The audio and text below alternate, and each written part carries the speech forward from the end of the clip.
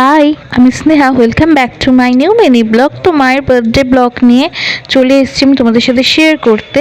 তো এই ভিডিওর দুটো পার্ট আসবে, কারণ একটা পার্টে তো সবটা দেওয়া পসিবল হয় না একেবারেই, কারণ ভিডিওটা অনেকটা লেন্দি হয়ে যাবে আর তোমাদের তখন দেখতেও ভালো লাগবে না। তো সেই জন্য দুটো পার্টে আমি আপলোড করব। তো সকালবেলা দেখো ঘুম থেকে উঠে দিদি সমস্ত আনাজ কেটে নিয়ে এখন রান্নাবান্না করা স্টার্ট করে দিয়েছে।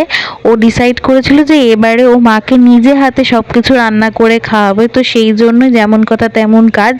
ও সকালবেলা ঘুম থেকে উঠে সমস্ত কিছু কাটাকুটি করে নিয়ে এখন মায়ের জন্য 3 রকম ভাজা ভাজছে।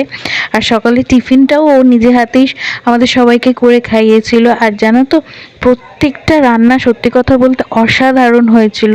মানে আমি ভাবতেই পারছি না যে ও অ্যাকুরেট মায়ের মতন রান্না করে। মানে আমার দিদিও এখন মায়ের মতন দারুণ রান্না করতে পারে, যেটা দেখে আমারও খুব ভালো লাগছিলো। এখন দেখো ফ্রাইড রাইস করছে, এদিকে দেখো 3 রকম ভাজা করাও হয়ে গেছে মায়ের জন্য।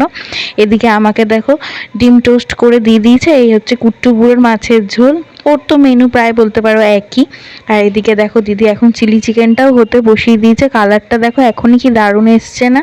আর দিদির হাতের ফ্রাইড রাইস চিলি চিকেনটা না সত্যি কথা বলতে দারুণ লাগে। আর এই চিলি চিকেনের রেসিপিটা যদি তোমরা জানতে চাও, অবশ্যই আমাকে একটা কমেন্ট করো, আমি নিশ্চয়ই তোমাদের সাথে শেয়ার করে দেবো অন্য কোনো ভিডিওতে। এখন দিদি ফ্রাইড রাইসের জন্য ভেজিটেবলসগুলো কাজু কিশমিশ দিয়ে ভাজতেও লেগে গেছে। এদিকে দেখো এখন ভাতটা ভেজে নিচ্ছে। আর দারুণ হয়েছিল সত্যি কথা বলতে, মানে ভিডিওতে বলছি বলে এমন নয়, সত্যি কথা বলতে সত্যিই খুব দারুণ খেতে হয়েছিল। ওর হাতের রান্না খুবই ভালো খেতে হয়।